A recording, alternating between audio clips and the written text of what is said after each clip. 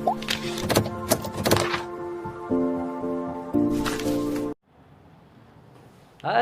बच्चा लोगों, कैसे हो? बढ़िया।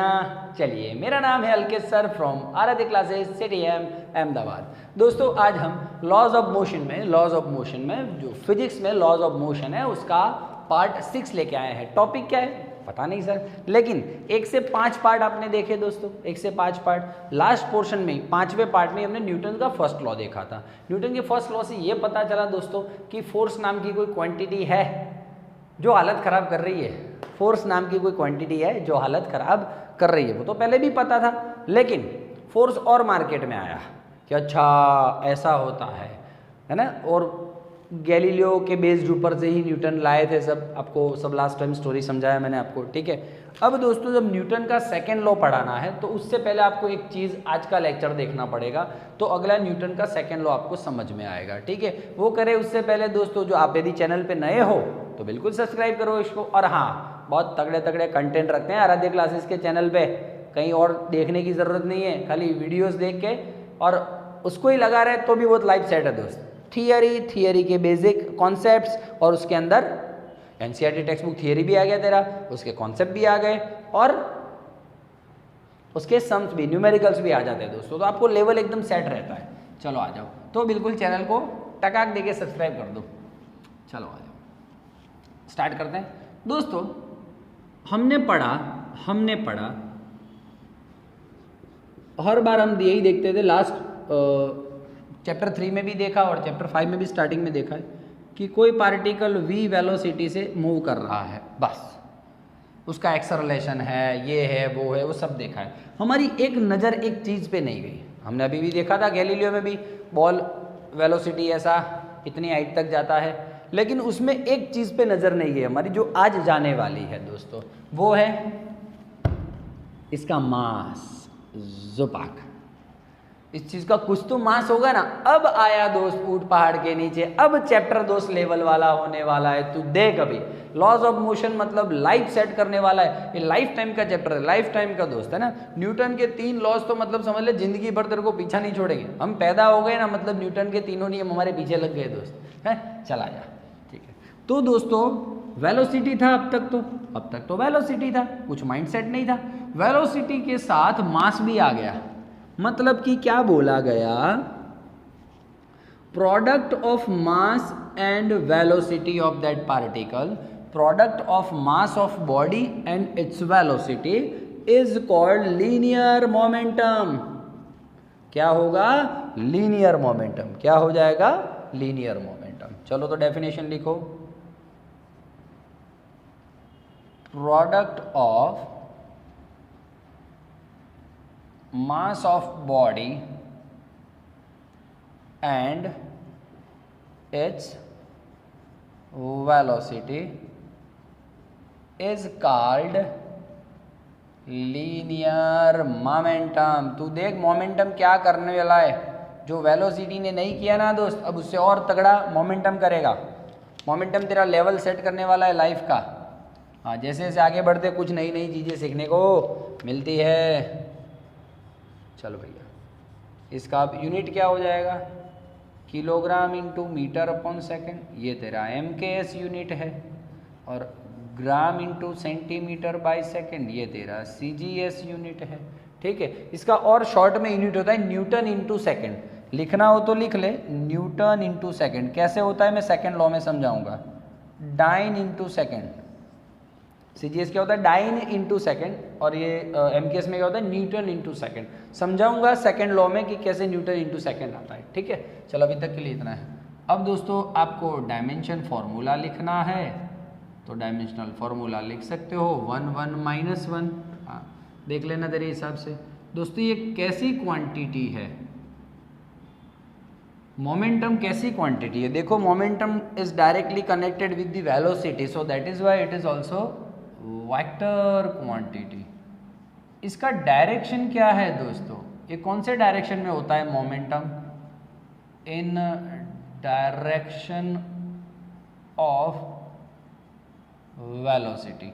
वेलोसिटी के डायरेक्शन में होता है सर ये, ठीक है सर, अच्छी बात है, good.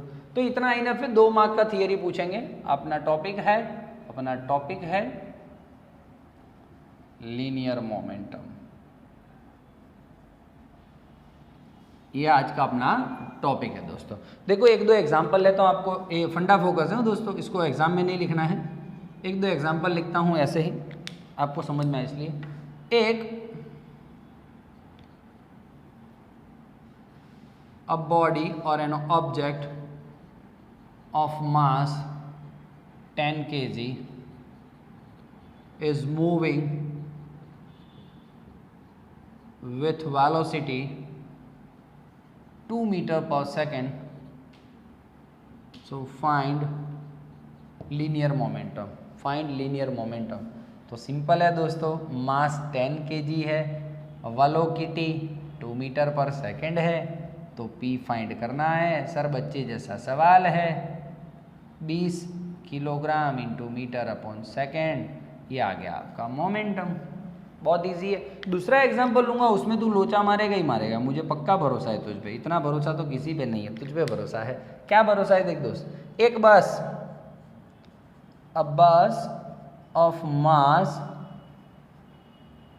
100 kg is at rest at station, find the linear momentum of that bus। बस का लीनियर मोमेंटम कितना होगा? मास है 100 पर रेस्ट पे खड़ी है, तो v तो 0 हो गया, तो P is equals to mv, तो क्या आ जाएगा?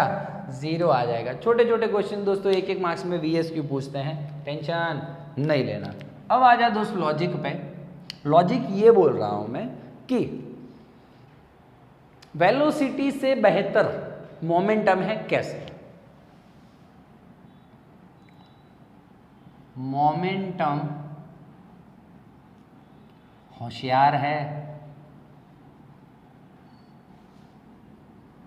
वेलोसिटी क्या है? बोगस है? नहीं। मोमेंटम ज़्यादा इंफॉर्मेशन देता है या वेलोसिटी ज़्यादा इंफॉर्मेशन देता है? इन दोनों के बीच का एक क्वेश्चन है मेरा। Which one is better, momentum और वेलोसिटी? तो उसके एक दो एग्जांपल अच्छे अच्छे लूँगा तो आपको ऐसे ही समझ में आ जाएगा। लॉजिकल बात कर दोस्त, लॉजिकल बात कर। ये बॉटल है, ये बॉटल है, तूने कुछ वेलोसिटी से खींच, इसका मास है 100 ग्राम या 50 ग्राम जो भी हो, कुछ वेलोसिटी से मुझे मारा तूने, कुछ वेलोसिटी से मारा, ठीक है ना? क्या है? तो मेरे को कुछ ज़्यादा लगा नहीं, ज़्यादा लगा नहीं।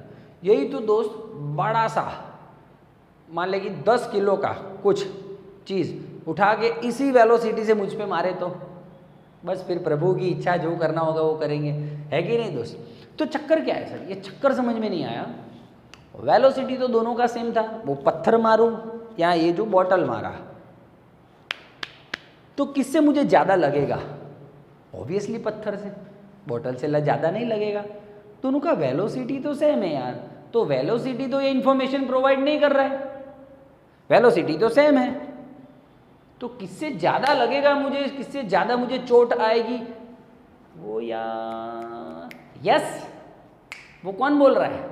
उसका मास बोल रहा है सर, क्योंकि उसका मास ज़्यादा है, वो बड़े वाले बक्से का या पत्थर का कुछ भी जो तुमने मुझे मारा है, और इसका मास कम है, तो कम मास है तो मुझे कम लगेगा, है ना? तो वेलोसिटी दोस्त ये इन्फॉर्मेशन नहीं दे पा रहा है कि किससे मुझे ज़्यादा लगेगा, ठीक है?